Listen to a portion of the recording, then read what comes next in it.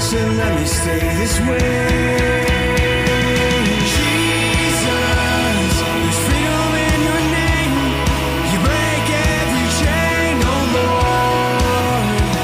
'Cause you All right, good morning. Welcome to the Warriors Way. Our Warriors this week are Carly and Greg. Say good morning. Good morning. Morning. Sit tight. We'll get to you guys. If you've not gone to spiritualwarfareunit.com and clicked on struggling, if you know anyone that's struggling with food or clothes or baby formula or health care, have them please go onto there.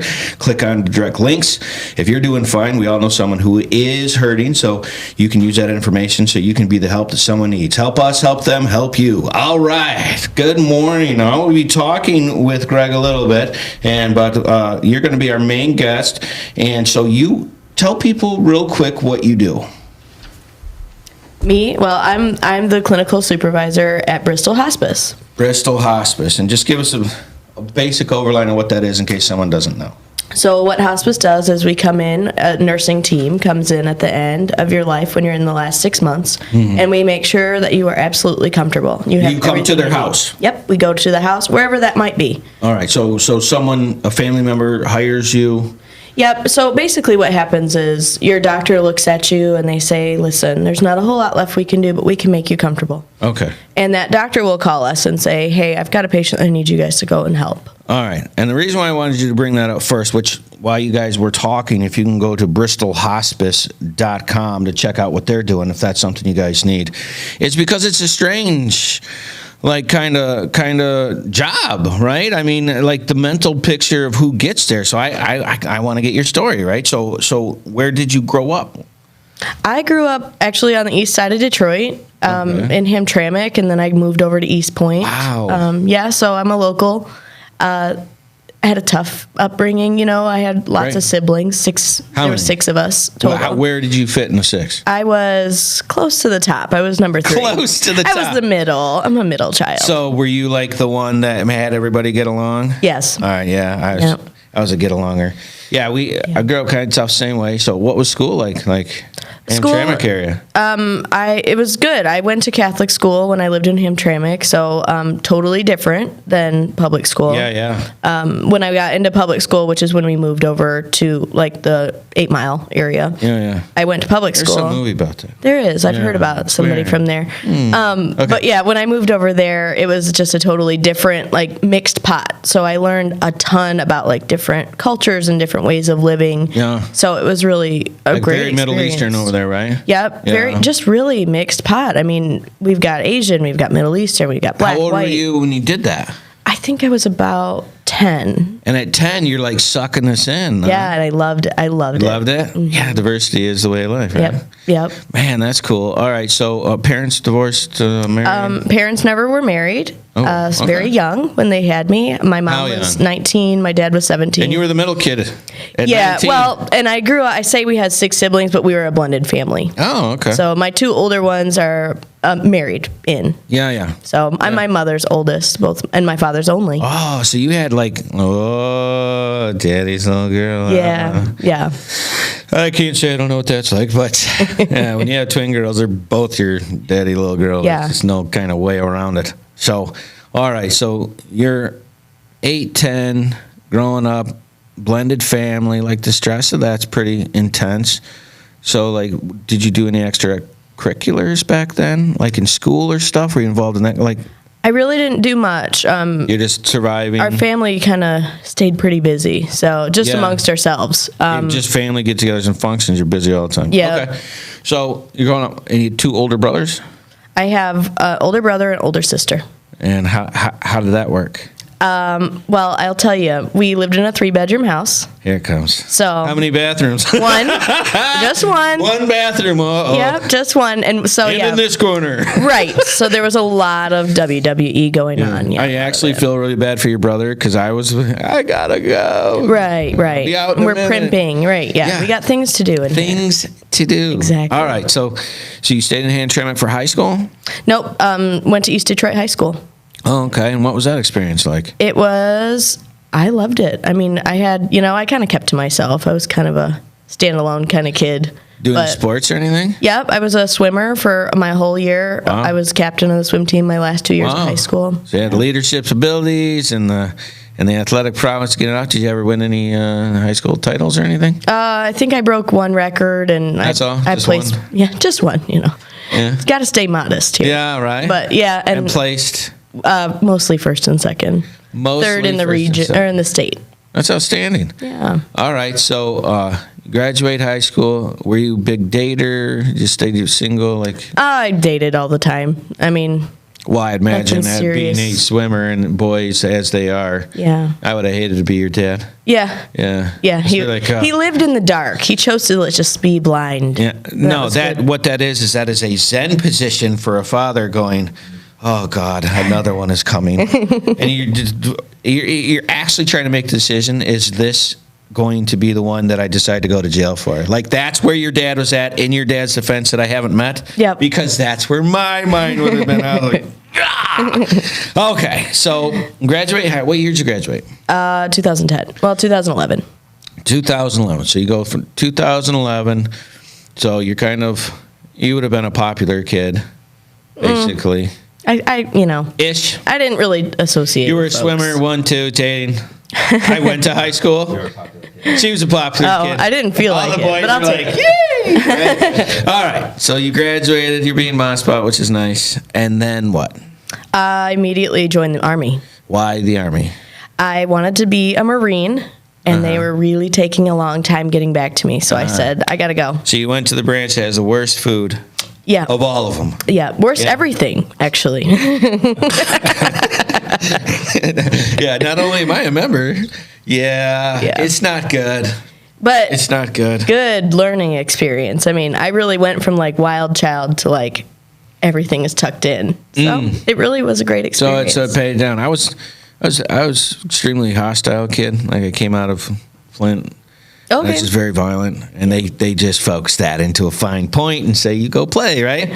And so you did that. So what was your MOS? Oh, they don't call it MOS, do they? They did when I was in Oh, it. okay. Yep. I was a 35 mic. Okay. Human intelligence collector for all my active duty time. Now, did you like go into that, or did you sit down with your recruiter and go, oh, this is interesting? Yeah, well, I was originally going to be a respiratory therapist. Okay. And then my They say- graduation didn't line up quite well enough. Well, and plus your score must have been Yeah, it was pretty good. probably 90s, right? Pretty good. I think it was like 104. Ah, there it Yeah, is. well, on the GT side, anyways, yeah. not the total.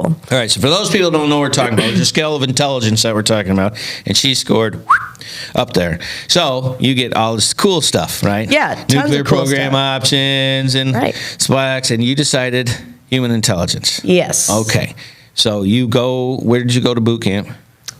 Jackson. Okay, and then when did you go in? What time of year was it?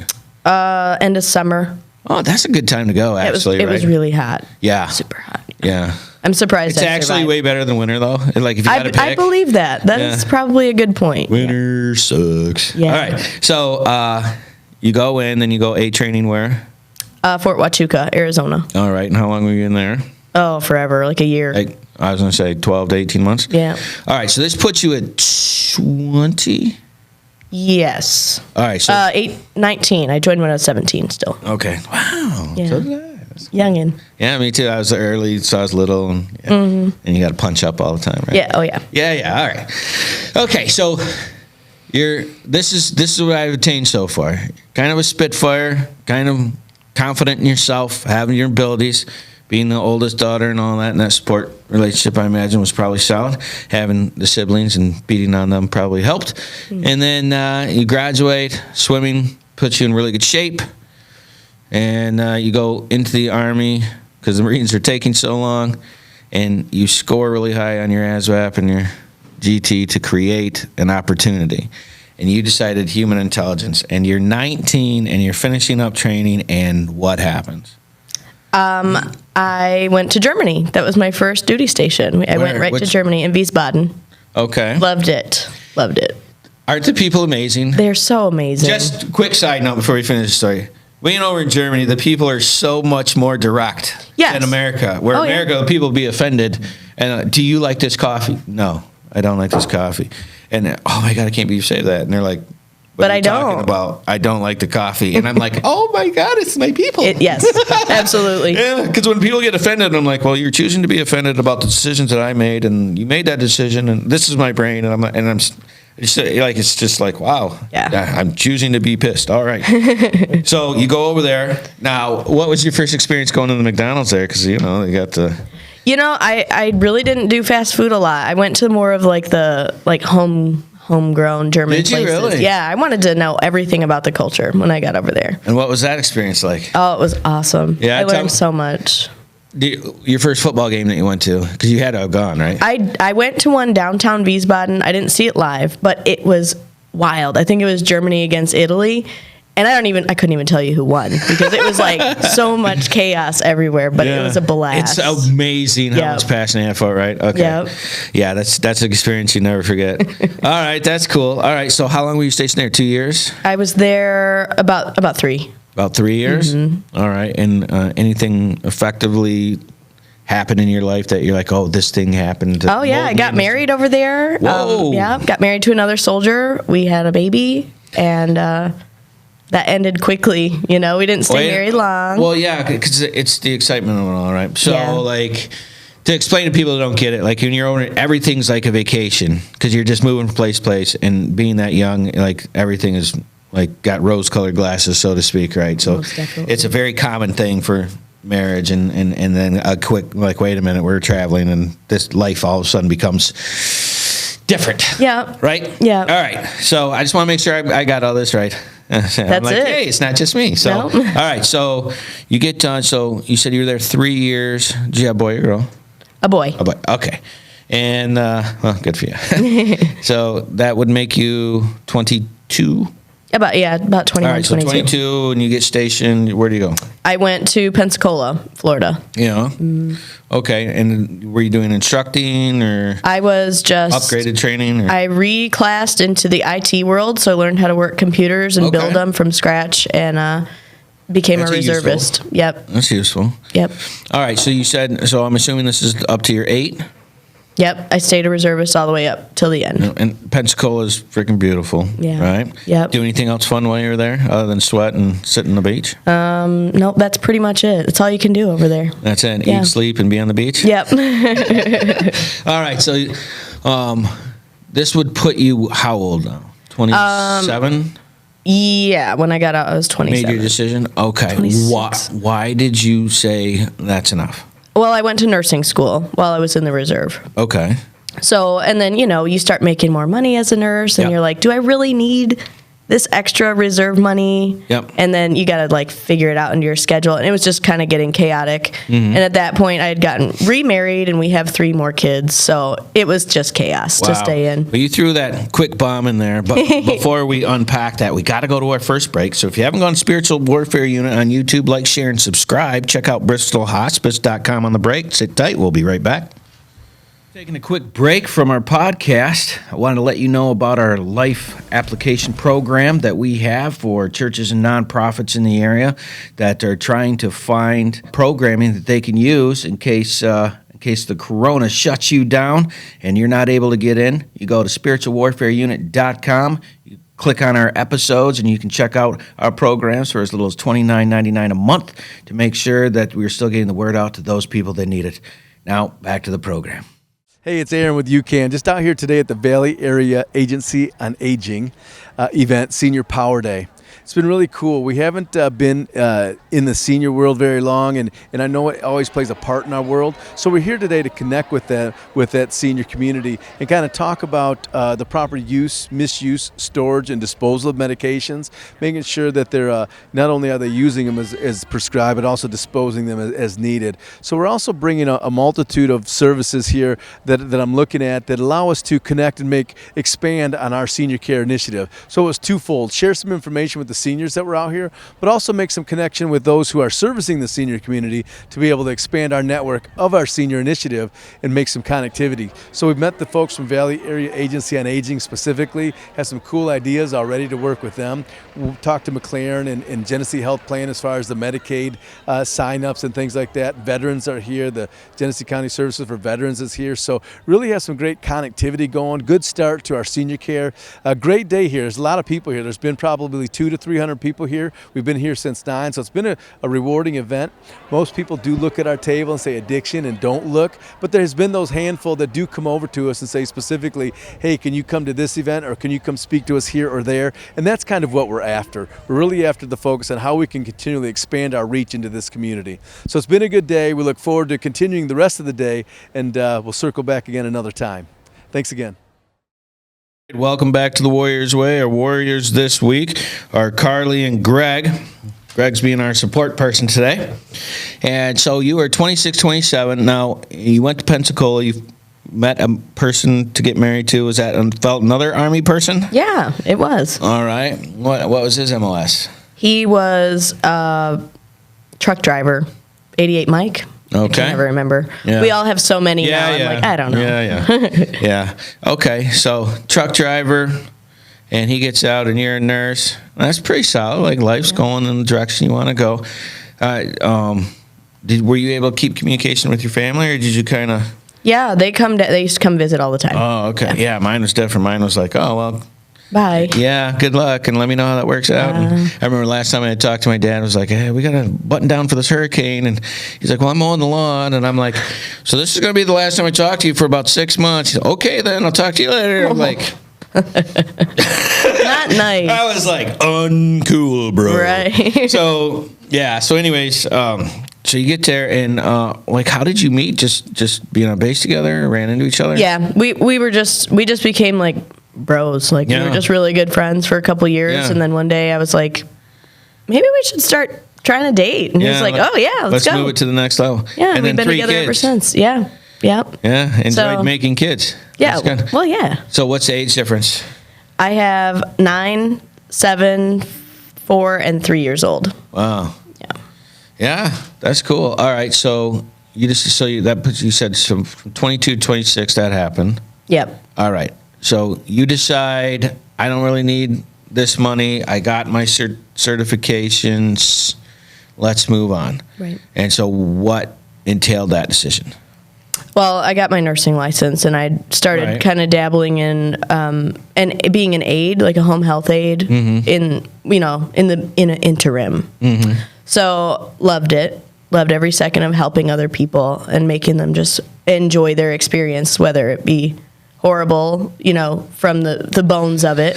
Yeah, just kind of but helping fluff that why? Like, that's not something people are like, oh, yay. Like, what does that for you? Like, do you know, or you just is? I think when I was in the service, I saw a lot of suffering, a lot of unnecessary suffering. Mm-hmm. So once I got that tiny taste of, you can help minimize that suffering. Even in a terrible environment.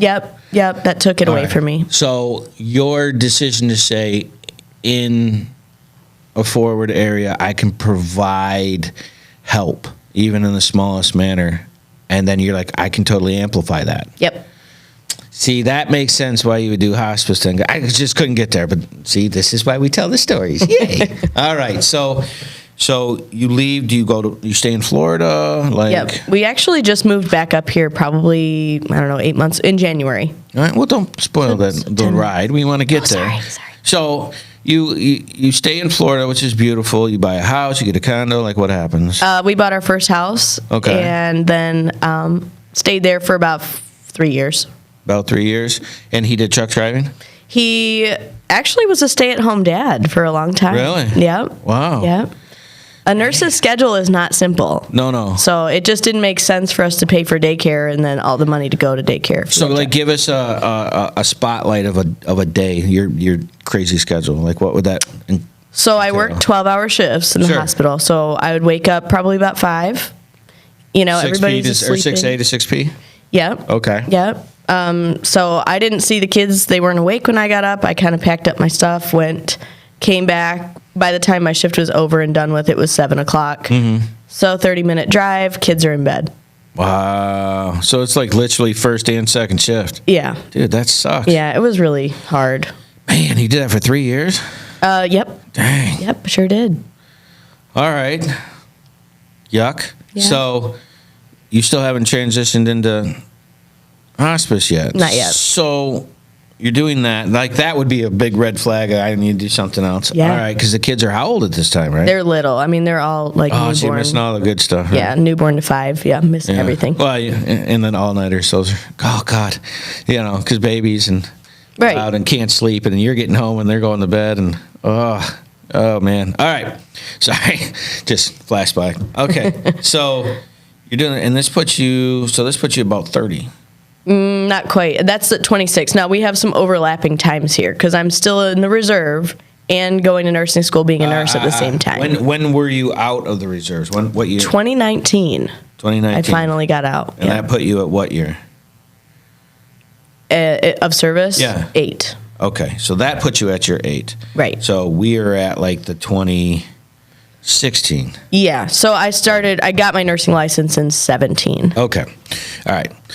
It's important for the line and the details of where this goes. All right. So in 2017, and you're in Florida, and you're doing this job, and like, what is the process of from there to going to hospice? Like, what starts eating at your mind? Is it the hours? Is it the time? Is it the stress? Is it? Yeah, it's a little bit of everything at this point. So I had gone from ICU, so critical care and nursing, to emergency room, and then oncology. So oncology. Wait a minute. You went from, what was the first one? Well, I started oncology, Yeah. and then I did a little bit of everything. Little critical care here, little emergency room. Went back to oncology. Like you're an adrenaline junkie? Yeah. How'd you know? How'd you guess? I can't confirm or deny anything. I just said you find your own from time to time. Yes. So you had to have that. Yeah. You had to. I did. Oh gosh, I'm so sorry for you. Oh, that super sucks. So what we're talking about is like my buddy is a fireman, and if he does not get his fire, he is the crankiest turd. Yep. Because he needs that. Yep. And you get that hit, and you go do that thing, and you're exhausted, and and then you can sleep really good, and then you get up, and then when you don't have that, and everything's just totally, It's like boring. oh yeah. my gosh, It's a boring it's life. it's like I'm just gonna lick the wall today because there's nothing to do. Right. Like, will something please break? Right. Oh man. And you did that in a hospital, which is fairly high stress. So you're learning all the things, just trying to keep your brain busy so you're happy in your environment. That doesn't work. So then you move to the emergency room so you can have those jolts of adrenaline. That's not working. The hours are sucking. The kids are getting bigger. Right. And you're living in Florida, which is beautiful, right? Great governor, great police force, great life, right? Right. Man. Yeah. And you're still like... But I'm missing it. I'm seeing it through the window instead of being So you're involved. fish bowling. Yeah. You're like, wow, that looks amazing. Yeah. I wish I was them. Right. Right. You're like, how do I get in there? Yeah. So when I changed hospitals at this point, so this is probably, I don't know, 2019-ish. I moved to a new hospital because I'm like, this not-for-profit hospital is not paying me enough. Right. I'm going somewhere else. Right. So I go to this for-profit hospital, and they're like, oh, we're going to pay you, $10 more an hour. I'm like, awesome. Yeah. So a little bit more bureaucratic. Sure. Lot more rules to follow and Yep. things like that. So now I'm like, oh, no. I can't. So I start training, and that's what I'm doing as a nurse now. I'm training these new orientees, which is great. I love teaching a new brain. That's great. Yep. So I get this older nurse that comes in, and she's probably 55, been a nurse forever. And they're like, yeah, you're going to train her. And I'm like, On what? I don't know anything that she Yeah. doesn't already know, Maybe someone new techniques with the computers, maybe? Yeah. But beyond that? And she was the most humble person I've ever met. Like, she was Really? like, just teach me like I'm a brand new nurse. I want to know everything you know. So I'm like, okay, I feel weird, but I'm going to do it. I'm going Yeah. to show you. So we get to talking, and she's like, yeah, I'm basically like a new nurse again because I've been in hospice for 10 years. And Why I was she like, there? Well, she was as needed, so she just needed a little extra And you're adrenaline like, going. I've never done that before. And I'm like, well, I worked oncology, and I've seen these hospice girls come in and really fix a situation. Give me an example what you mean when you say that. Like, we have a guy who's getting blood transfusions daily and just suffering, and the hospice girls come in and they're like, okay, here's what we're going to do. We're going to give you pain meds. We're going to give you something for your breathing. We're going to make you super comfortable so you don't have to keep going and getting these blood transfusions. Wow. And the end of the line is, it's going to be your time. You're going to have to go home to God. Yeah. But you're going to be comfortable doing it. Yeah. We're gonna put you in a lazy boy to get there. Yeah, absolutely. That's kind of cool. So, because you don't really think about it. People don't really talk about death and stuff because it's like ooey and gross and all that. Right. But like my experience with dying was really extraordinary. It's a really long story, not for today, but it's like it's super interesting. So she starts talking to you about this, and I imagine your brain, the things that make your brain go, yeah. Well, I had already applied for a hospice because I was like, that. Wait a minute, you talked to her and then went, oh, I want to go do that. No, I had already applied to get into Prior hospice. to her. Yep. Why?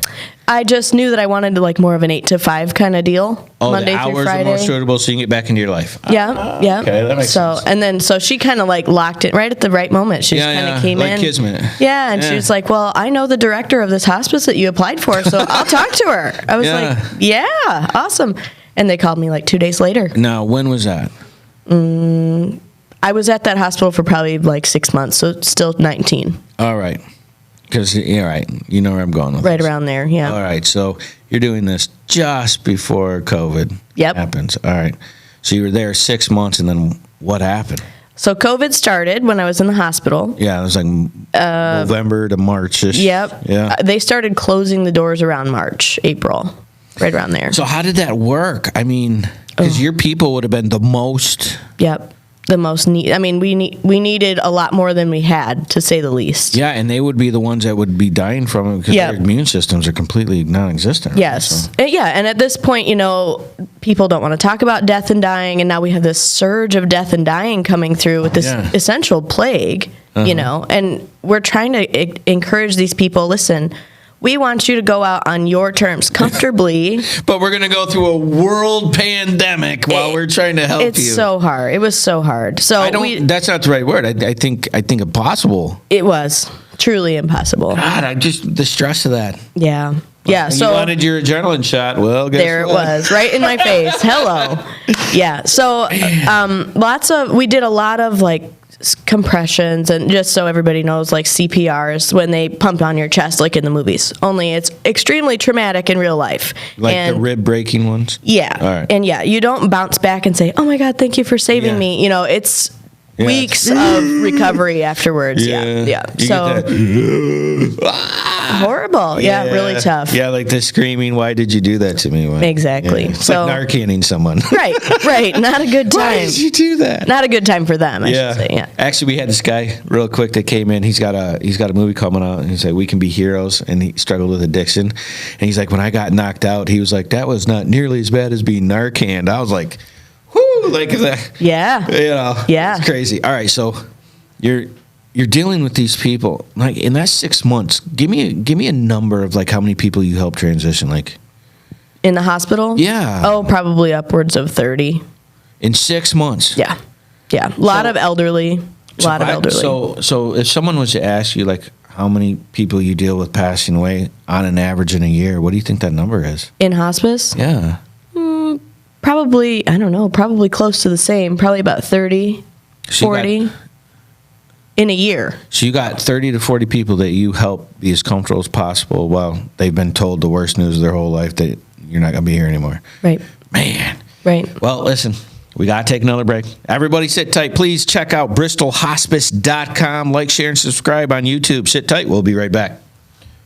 I'm really impressed with the teachings that Isaac has been bringing to us, as this is all based from Proverbs. I like it because it's simple, and it doesn't matter who you are. It's very easy to understand and apply to your life. It points out, my bad parts, and but it's showing me how to do the good parts. And I'm trying to apply that and make a better life for myself because I'm tired of where I've been. It's impacted a lot of the guys as they continue to talk and ask questions after the meetings, as they speak to one another regarding the meaning and the messages and the topics that are being brought up, which are down-to-earth topics of situations and things that we live with on a day-to-day basis. He takes the Bible and he breaks it down into simple terms and where you can understand. And like I said before, sometimes a lot of churches, even the Salvation Army, sometimes we start using these big words that people don't understand, like even saying someone got saved. Well, what does that mean? What does it mean when you say someone got saved? And it's accepting Jesus into your heart. So it's like words like that we use that people don't understand. It's just very interesting how he points out, the different things of, the sin part, and then he comes back with the, how to make it better, and he just points it out. It's there. I didn't know all this stuff was in there, but now that he's pointing it out, it's like, wow, I guess if you really dig into the Bible, you find these things. This is a daily moral standards that we can live by, that the teachings are coming from. And honestly, we can take verse by verse as what he's done, and pretty much he's done the hard work for us and now laying it out so that we have an easier understanding. There's some people who don't like to be in Bible classes, but this one seems to get their attention. All right, welcome back to the Warriors Way. Our Warriors this week are Greg and Carly, and they are from Bristol Hospice. And this is one of those things that people really don't think about, but like when things have ran their course, whether it's age or drug addiction or alcoholism or COVID or whatever, this is the inevitable place. And to know that there's people that actually care about that part and their whole function is to make sure you're comfortable. Like when you say that out loud, it's weird because it's actually still part of life, but it's like something people don't want to think about, but you have to, right? And so the fact that you're dealing with 30 people, I call it getting promoted. I'm going to see Jesus and getting promoted. So, yep. I'm not too worried about getting promoted, but it's like you got to deal. So, let me see if I have a clear understanding of this, and then we'll move on with the story. So, someone comes into hospice, what you chose to do, that's super important. That's the decision. And you're dealing with the person in the worst stressful moment and information they've got. You're also dealing with the families, dealing with that emotion, plus whatever the family politics of that family could be, and who likes who and who's going to be in charge of that. Right? Like, I got to imagine that's a thing. Oh, yeah. Okay. So Perfect. in my head, it's like you have little Jerry Springer shows, like at all these different places, and then you guys are like the bouncers, but nice. Right. Okay. Perfect. Whew. You nailed it. Yay, I did it. All right. So in my head, so I'm just explaining this from a layman's term. So you're going in there, somebody in the family or insurance or whatever says, we're going to do hospice. So you guys come in, and this is what we're doing for the mother or the father, blah, blah, blah, blah, blah. And then how do you handle the Jerry Springer part of it? We handle it very delicately. We really... I imagine like just being like the best listeners of all time or exactly. something? Mostly listening. I mean, we don't need to be giving advice. Like, right. These people know how they want their lives to run, even if it's the end, So we really take a back seat and are just there to help decompress if we can. We're just there to give those fine lines. Okay, this is what we are allowed to do. Yeah. And this is who you call if you need something more. Right. Whether it be the nurse or the social worker or whatever the case might be. We really let the families drive their own train at the end. So if I got this right, you're saying we're willing to walk into whatever mess is there and provide a safe, quiet, happy transition for the family member while you guys are figuring out the answers to the issues that you're sitting at your hand. Yep. That's like almost like a guardian angel. Like, you guys are like guardian angels for these families and their people, so they can focus on that while they're dealing with that. Because people handle stress completely different. Like, some people just go spend money. Other people just want to be isolated alone. Other people like to yell. Other people sit quiet. Right. And you've had to deal with all that, I imagine. Oh, yeah. Oh, God. You have got to have a story in that environment that is funny. There has to be. there has got to be something that has happened that is funny. We're not going to discuss it, I don't think, but we should. I'm just saying. I'm sure there is some really funny stuff in there. I mean, we get some dynamics going. I'm telling you, like in my mind, you see grandma coming in and then there's so and such, and this is said and that said, and how wonderful they look and clean and nice and thin. And You know what? I have the perfect story for you. Okay. So when I was out in the field as a field nurse still, we had this patient who was just as sweet as could be. Mm-hmm. Then she got dementia, and things changed, Yeah. pretty dramatically. She never cussed. If you cussed in her house, you were dismissed. You were allowed to leave. Dementia allowed to leave. Dementia took over, and she was the most cussing person I ever met in my life. So anyway, she had been... And in this corner. Poor thing. I know, bless her heart. So she had been through several of us case managers because it was offensive, to most.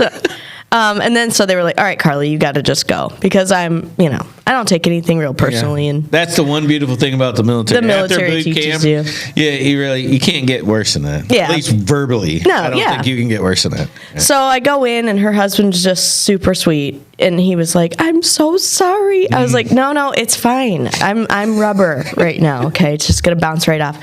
So I go over and I'm like, hey, I got to look at your leg, and she told me, well, she cussed at me, so I'll edit it. Yeah. She said, get away from me, you old bee. Yeah. And I said, oh, Yeah. okay, well, I'm just going to do what I have to do, and then I'm going to let you sleep, okay? And she said, hey, grab me that fire poker.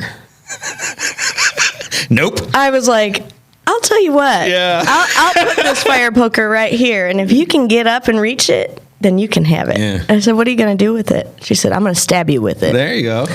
I was like, well, I'm going to stay on the other side of the bed over here. And Yeah. her poor husband is just crying in tears sitting on the chair. And I'm like, but, she couldn't reach real far, but she sure did try to get that fire poker and get me away. That was her ultimate plan. She did not succeed.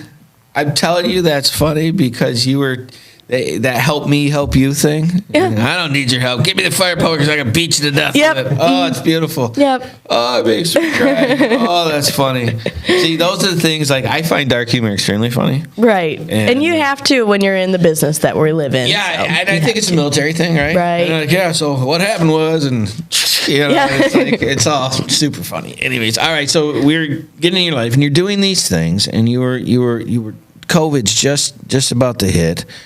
COVID hits. You're there 6 months. Do you stay? I get immediately into hospice. That transition, Yeah. that happened very quickly. So, Now, and you're in this during COVID. right. Okay. Right. All right. So during COVID, I gotta imagine like it's not scary. Yeah. Right. So how are you consoling these people and families? Like, I gotta figure like worst case scenario at this point, right? Right. So honestly, if you think about it, I guess they're already in a situation where they've already got the bad news from the doctors, and you're already used to managing that bad news. So more bad news on the worst bad news, that's almost nothing. Yeah. It's weird. Right.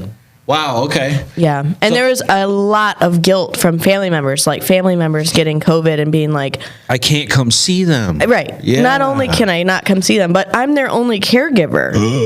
So what do I do? What's the right thing to do? Yeah. And they're looking at me for these answers. And I'm like, listen, if this is the way that God's going to have them go, this is the way it's going to go. Yeah. You're their only loved one. And it's so hard to tell them how to make that decision. But you really, as my role is to really just support them that you have to be there for them, and they love you and they'll die without you. Yeah. So. Yeah, because it's hope. Exactly. They're like walking hope. Exactly. Man, and how do you tell them don't be hope to your family? Yeah. That's not even a conversation. It's very difficult. Very hard.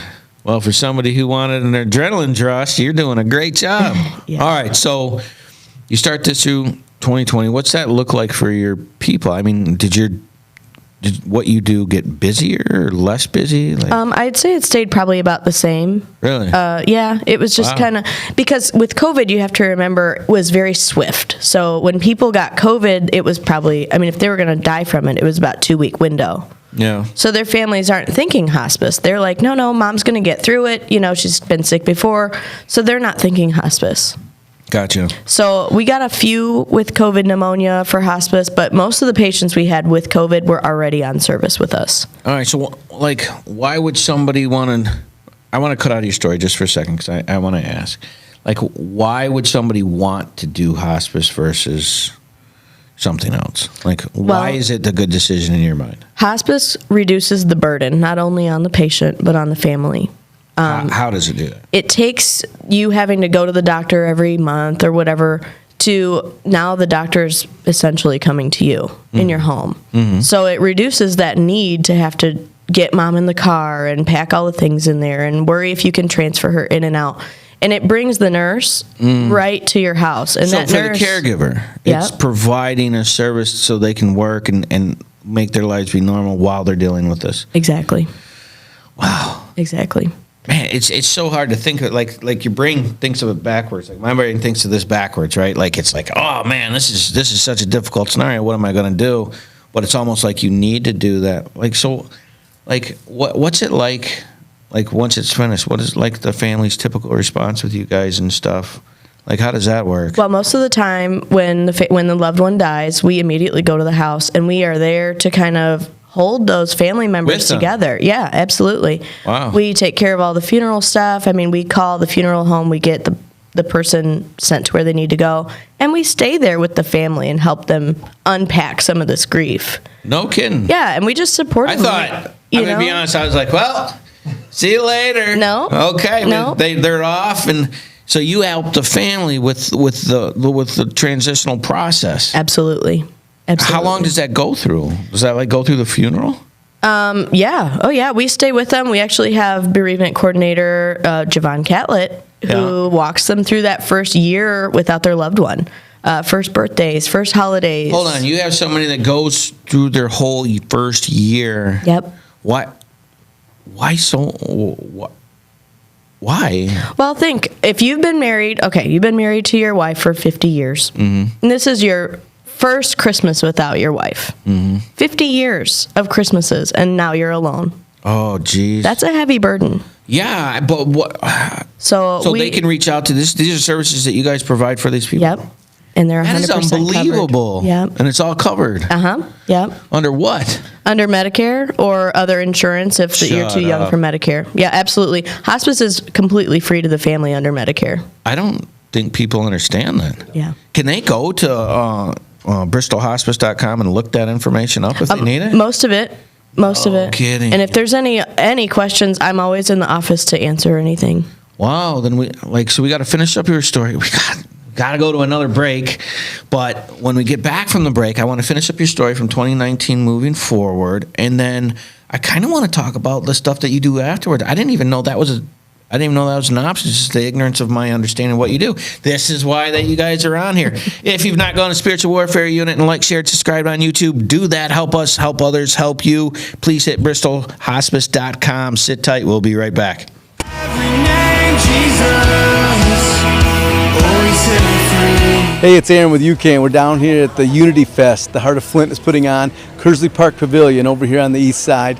Doing a lot of great things out here with a lot of great people. There's all types of vendors, people giving away food and water and clothing, just a lot of resources for the community. UCAN's out here and we're talking to a lot of people already whose loved ones have been afflicted by the disease of addiction. So we're able to get our information out, hopefully be able to provide resources to those folks in the future. There's freedom in your name, Jesus. There's freedom in your name. You break every All right, here we are at Unity Fest 2, and I'm here with the promoter, Jeremy. How are we doing today, buddy? Good, man. How you doing? Doing great. We're here at the UCAN tent, handing out for United Community Addiction Network, getting everybody here helped out. It looks like a full house. How many people do you think are here? A few hundred. We just opened, so I think it's going to get better, though, today, because All right, and how many people you got playing today? we have 3 artists. We got Shantae Music, and we have Nick Hill, who's out of Saginaw, and then End of I. I don't know who they are, but...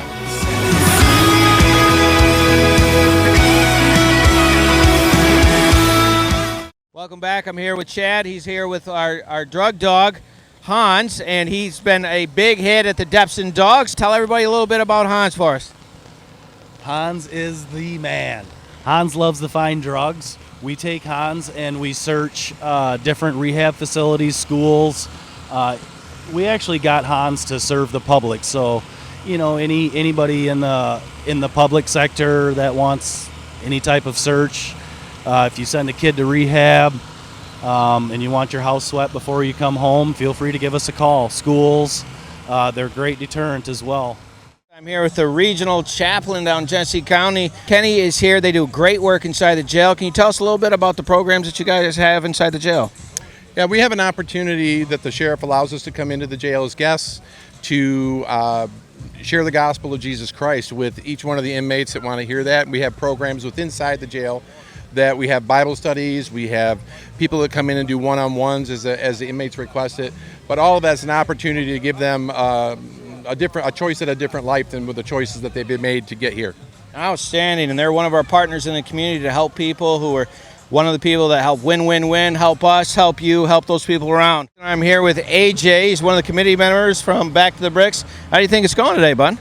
Good. Yeah, I mean, everybody's here. Everybody seems happy, and we're doing it up in Flint just right. Yeah, it's been a really good time. We're right by the jail, hanging out with some been very cool cars. And right to our left is their son was a deputy who had passed away, and so what they do is they have his car come out and they show it off at the different shows. We're sitting down here with UCAN and Reach the Forgotten, Spiritual Warfare Unit, and Depson Dogs, and Back to the Bricks, of course, with the cars, because you guys are the cool kids.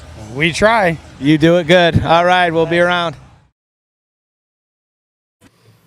All right, welcome back to the Warriors Way. Our Warriors this week are Greg and Carly, and we were just finishing up, and I got slapped in the face with how long you are with these people. And here's the other thing. Earlier we had asked how many people on an average. You said 30 a year. So we're going to hold tight on how long you go with all those families, because that's crazy. But we got to finish the story. So we're 2019. You said you finished up the stress with the families and all that. So when did that break free as far as like the restrictions, regulations, and all that stuff? They pretty much, I mean, we were in Florida, so there was less going on than up here, as I understand it. Like, they weren't as locked down. Yeah. But it was pretty tough. I mean, there was a lot of times when, the facilities, like nursing homes, would be like, sorry, you can't come in. Yeah. We've got COVID in the building. Yep. So we're like, okay, I'm the hospice nurse. I have to see them. Right. Because they need to be So how did that work? Did you get some kind of exemption or something? A little bit. A little bit. They were a little bit more lenient towards hospice, but a lot of it came with good talking and finesse. Making friends was a big part. How you doing? Yeah. Like, I brought you a tray of cookies. Let me come in. Yeah. So a lot of that was That's great. Diabetes always helps people get from point A to point B, and I'm no quitter. It's simple. Yeah. All right. So why Michigan? So I was moving up into management, and I was like, as much as I adored being out in the field, I want to help my nurses. I need to be able to support the nurses that need that extra push. So I'm getting up into management. There's not a whole lot going on in the management field in Pensacola.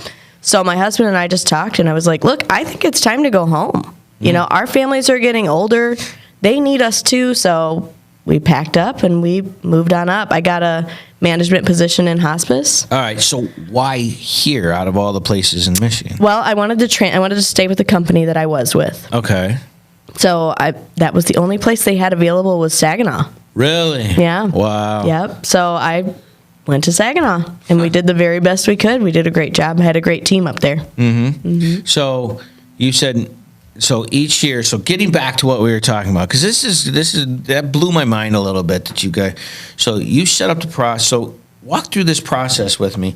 You get a call from a family, and they say, we just got the news that my grandfather is going to be passing away. What happened? How does that work? How does all this work? Greg, do you want to start with the beginning of marketing? Well, it starts with, we go to all the senior living facilities, the adult foster cares, the senior centers, and we just have to build that relationship from the ground up. Okay. And let them know who we are and what we do, and what separates us from the other places around the road. How do people find you other than you doing that? hopefully a Google search or word of mouth from other doctors, other nurses in the area that have had experience with us. Yeah, It's creating really- a show where people can find you, right? Yeah, it's really just pave it. Okay, so it's like grassroots kind of stuff. Yeah. All right, but the function is then you get somebody and they go, wow, that sounds great. Then what's next? What's the next step? That's where the doctor sends the orders over. Yeah. So most of the time what happens is we'll give them a call ourselves and say, hey, just tell me a little bit about what's going on from your perspective. Yeah. You know. Because what I find extraordinary is you go talk to somebody, whatever, and then they say yes, and you're telling them, I'm going to help you through the hardest part of your life, and then when that person's gone and you have that loss, we're still going to be here, Yep. and we're still going to help you with that loss because you don't even understand the stress that you're going to be dealing with, but we got it. Do I have that right? That's right. Okay. Yep. Yep. All right. So our nurse will go out to the house and we look at everything. We look at what medications are we already on? Mm-hmm. What equipment do we have that we might need, like a Yeah. hospital bed. A lot of people don't have hospital beds laying around the house. What? Surprise. Yeah. They're expensive. And you bring that in? We bring it all in, Okay. and that's all cost free as well to the That's patient. the that one. Okay. Yep, that's the one. All right, just checking. Yep. Had to have a sound. All right, so you get to bed, you catch up to where they're at. Yep.